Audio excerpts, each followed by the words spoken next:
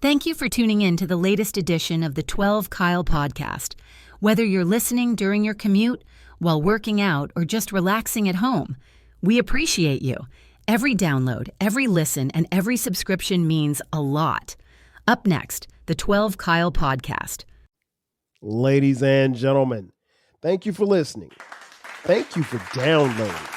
And thank you for subscribing to the latest edition of the 12 Kyle podcast. I am your boy, 12 Kyle. I want to thank you all for tuning in as you do each and every week. Shout out to those of you who are watching on Spotify and YouTube. Man, check this out. Earlier today, I was riding in the car, had the playlist on shuffle, and a song came on that I hadn't heard in a while.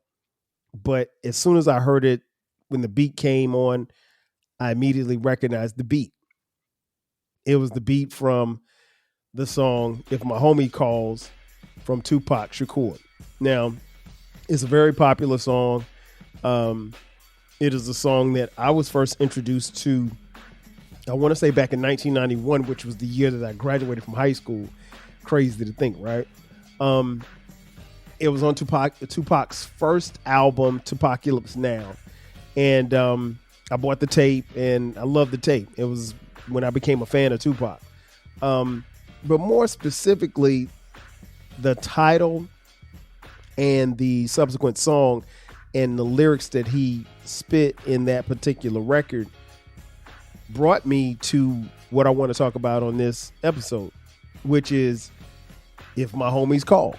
And what I mean by that is, in the song, Pac talks about being there for his closest of friends if they call. And I think that, well, let me rephrase that. I know for a fact that I do that as well. And it goes back to, that time, more specifically when, like, the guys that I grew up with and the girls that I grew up with that I was really, really tight with, when we went off on different paths after high school. Some of us went to college. I went to South Carolina State University, and a couple of us went to the military. And so it was different then because in 1991, 92, there was no internet, right? And so how you kept in touch with people, you had to go above and beyond. It may be writing letters. There was no such thing as emails, right? But the thing that always, stuck with me was how I would move when the phone would ring, or if I had to make a phone call to one of the homies. And that's what I want to talk about on this episode. Like, just being there for your closest friends. I remember, and I think I've told them this, but like back in the day when I got those phone calls, more specifically when I was at South Carolina State University, those phone calls meant a lot. They didn't come that often, but they always came on time. And what I mean by that is, like, there were times as a freshman in particular where I was struggling with trying to fit in, trying to kind of find my footing on the campus of South Carolina State, and it never failed. The days where I wasn't really sure about what was going to happen or how I was going to, get through the obstacles that was in front of me, I got a phone call. It was one of the homies, or, even my male and female homies. And I think those are the things that, and I don't know why these things happen the way that they do or they did, but for whatever reason, maybe it was, how we were in sync with each other, I would always get those calls when I really needed them the most. And subsequently, I would make those phone calls, I think, when they needed me the most. And I didn't know that at the time. And I think it's a connection and a brotherhood and a sisterhood that you have with people to where you just know, like, hey, let me reach out to such and such, or let me call Whoop-de-Whoop to make sure they're good. But But those phone calls always came on time when I was at South Carolina State. And subsequently, as I got older, still the same thing, resonated. The one thing about, when your homie calls is making sure that you have time to talk no matter what. Now, here's the thing. Back at, 1991, if I got a phone call, that phone call cost money, right? There was a thing called long distance. And so if you weren't from that era, you don't understand, but like it costs to make a phone call. So even if you only talk 10 minutes could be $10, so those phone calls were very important, but they weren't long phone calls. They were calls that you just needed to make, or what have you. But I always made sure that I had time to talk to my homies when they called, because my thing was they called for a reason, right? And vice versa. If I call them, I'm calling for a reason as well. So I want to talk to you. And so subsequently, I seem to always have time. There was nobody that called me that I considered to be a homie that I didn't have time to talk to. Like, you always made time for your friends. It just didn't matter. And as I got older in life, as I settled down, I realized that, no matter having a girlfriend and then subsequently becoming a father and then subsequently becoming a husband, I still had time when my homies call to chop it up with the homies. And I think that's very important, because you just don't know what someone's going through. And it's always amazing to see certain things and how they play out. But I think the universe and the connection that you have with your homies, that makes it that much better when you guys can communicate. Because here's the thing, I'll be honest, there may be some homies that I have that I don't talk to on a day-to-day basis. And I literally and figuratively can go months without talking to them. And when I do talk to them on the phone, we pick up right where we left off. And that's cool, because that's how it's supposed to be. Now, there are some people, I think, once you get to a certain point, you realize that maybe you're not the homies that you used to be. And if that's the case, then you probably have less time for them, and you probably have even less time to talk or catch up, if you will. With homies, you really don't have to catch up. Like, you just really pick up where you left off. One of the things that I talked about in previous episodes, and it's worth repeating, that me and some of my closest homies that I grew up with, and I referenced them on an old episode of the 12 Kyle podcast called, what's it called? I ain't got no gun, but I got my crew, which is a line from Goody Mob. Ain't got no gun, but I got my crew. But the thing that we realized as friends was, we've gotten older, obviously. And during COVID, we weren't outside like that. So we started having this this group chat where, well, we had a group chat already, but we had this thing where we would get on a Zoom call, and that way you could see everybody face to face, or at least you could see their faces. And we would get on a Zoom call, and man, these Zoom calls would last like 3 or 4 hours. And the first 2 or 3 hours might be jokes. But one of the things that we learned about ourselves was, and one of the homies that mentioned this, was that we as men have a tendency to say, when you ask how we're doing, I'm okay. Or it's okay. And that's kind of like a default mechanism. Really and truly, you may or may not be okay. And that's okay. And I think what's important is that you convey how you're feeling or what you're going through to your homies. Because if you can't talk to your homies, I don't know who you can talk to. At least that's the way I see it. And I was recently having a conversation with the homies, and one of the homies was telling me about some things he was going through as far as health-wise and stuff like that. And it was refreshing to hear, but I did not know, because we're texting each day and sending memes and stuff, and sometimes your really true feelings or what you're going through can get hidden behind laughs and memes and stuff like that. And some that are closest to you may or may not know exactly what you're going through.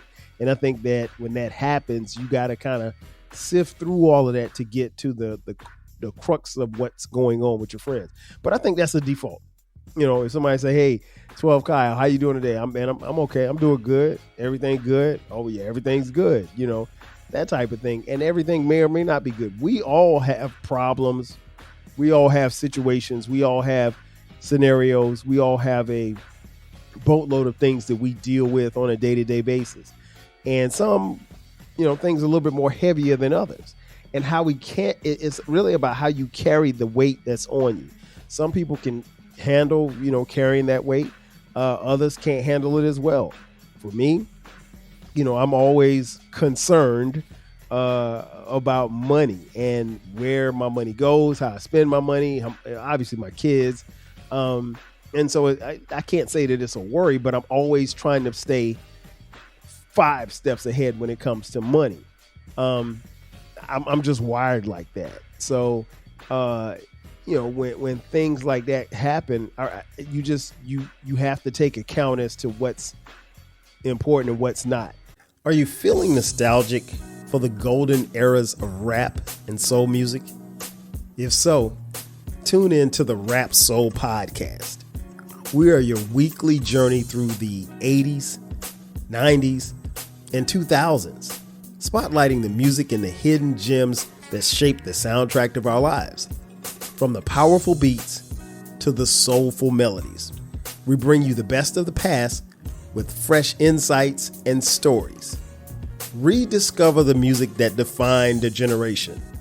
Subscribe to the Rap Soul Podcast and enjoy the vibes. If you want a podcast where culture, conversation, and life collide, where you get insightful commentary, engaging discussions, and a fresh perspective on everything, then you need to listen to the 12 Kyle podcast. Hosted by the one and only, yours truly, 12 Kyle, a voice that you know and trust. This podcast will bring you thought-provoking moments, compelling stories, and a whole lot of fun. Whether you're a first-time listener or just tuning in, each episode promises to be something new and exciting. So sit back, relax, join 12 Kyle, myself, and my guests as we break down the world around us and give you stories that you've never heard before, from nostalgic throwbacks to everything in between. The 12 Kyle podcast is a front row seat to this conversation. Subscribe now and never miss an episode of the 12 Kyle podcast, where the vibe is always real and the discussion is always worth your time. I remember I was on the phone one day with the homie, my boy Jay Fresh. You guys have heard me talk about Jay Fresh. Jay Fresh and I have known each other since we were 6 years old. I distinctly remember Jay Fresh had moved to California, LA to be more specific, and he was struggling at the time. He was going through a storm, right? And he called me, and I'll never forget it. I was on Ponce, downtown in Atlanta, Ponce de Leon Avenue, and I was leaving downtown, headed back to the east side. And I distinctly remember I was driving past. I just drove past the Krispy Kreme, and you get a little bit further up, there's a Zaxby's restaurant, and Jay Fresh was telling me these things, and I'm really just sitting there just listening. I'm not really just saying anything. I'm just listening. I'm like, okay, and I was letting him get everything off his chest, and I stopped at a light, and I distinctly remember as he's telling me the story about what was going on with him, I saw a guy on the corner. And this guy leans into a garbage can that's on the street. He ducks down and almost submerges his entire body into the garbage can. He pulls out a hamburger out of the garbage can. No wrapper, no nothing, just a hamburger that was halfway eaten. And he bit into the hamburger. And as Jay Fresh is telling me the story, I'm like, wow, I just saw a guy dig in a trash can and eat a hamburger, like it was nothing, but that was his food. And I didn't want Jay Fresh to ever be in that type of position. Not that he was, but you want great things for your homies. And I told him what I saw, and then I broke down. I think that there was a reason why he was explaining to me what was happening in his life. And there was a reason why I saw what I saw at the time that we were talking, because I feel like something was supposed to happen and I was supposed to deliver a word to him as a homie. And I think I think that happens from time to time. Like I said, when you're connected with your friends, you know, I think one of the biggest things for me when my homies call is I get a pleasure out of being there for the homies. I really do. I think if you're a friend, you want to be known as someone who's dependable. Like I'm the type, if I tell you I'm going to call you back, I'll call you back. Now, unlike my boy Mo, Mo will say, "Hey, I'll call you back," and he'll call back like 4 days later. You forget what you called him for. But if I say I'm gonna call you back, I'm pretty good at calling people back pretty promptly as well. But I do get a pleasure out of being there for my friends, and subsequently, I think my friends do the same for me. The homies really enjoy. Like if I call them and I'm like, "Hey man, I need to talk to you about this. I need your advice or I need your assistance or something like that." Uh, 9 times out of 9, they're gonna drop what they're doing and lend me a word or lend me an ear. Sometimes with your homies, it ain't even really about what it is that you can do for them. What it is you're being there for them as they speak so that they have a sounding board. And more importantly than anything else, I think as men, more specifically, I think it's important that we have those sounding boards. There's certain things that you could talk with your homies that you can't talk with your girl about. I mean, that's just how it is. And vice versa. Like I have some homies that are women, and I was gonna say females, but I don't use the word females. I have I have friends who are women who are homies, and they've really just been there for me too as well. And they've always been able to, be there and then give me the words that I need to hear. Not necessarily what I want to hear, but what I need to hear. And vice versa. I think sometimes when you're there to offer that type of perspective, you can help them out, especially when it comes to them dealing with the men in their life and so forth and so on. The thing that, when your homies call, you realize is that their problems become your problems. And it's okay, because more often than not, your homie isn't somebody that's just going to dump a bunch of problems on you. They understand and respect where you are, but if they're coming to you, they're coming to you for a reason. They're not coming to you to, again, unload everything. They genuinely want to solve whatever crises or just hear your voice sometimes. Sometimes it ain't even about having a problem or anything like that. It's just really about just hearing your voice. If you have FaceTime, sometimes it's just about seeing us. And then sometimes it's about seeing them in person just so you can dap them up and hug them and love on them. I mean, I think that's very important. I don't know that we as men, more specifically, I don't think that we understand how that truly works. Because here's the thing. If you were a young man, if you were a little boy at one time, we all were little boys at one time, the need and desire to have a hug and someone love on you, that doesn't go away. It doesn't go away when you're 5. It doesn't go away when you're 25. It doesn't go away when you're 55. We all still need that love and affection, more specifically from the people that we love and trust. And homies are definitely those people who we love and trust. But like I said, your problems become their problems and vice versa. Now you're always very leery of people who, when they call you, all they got is problems. Now, listen, I got my own problems. So I don't need you dumping your problems on me every single time we talk. If it's like that, then it becomes a situation where I feel like I'm being taken advantage of. But outside of that, and for the record, I don't have any homies like that, because I think for me, I would have weeded you out by then, because that's not what I'm about. Now, I am about helping someone, but I'm not here to take on your issues or what have you. But yeah, like I said, it all came to me in this verse, or this song, I should say, from Tupac, If My Homie Calls. One thing that stood out particular, and I'll read you this part of the song, and it says, quote, "But now I don't want to down my homie, no matter how low you go, you're not lonely.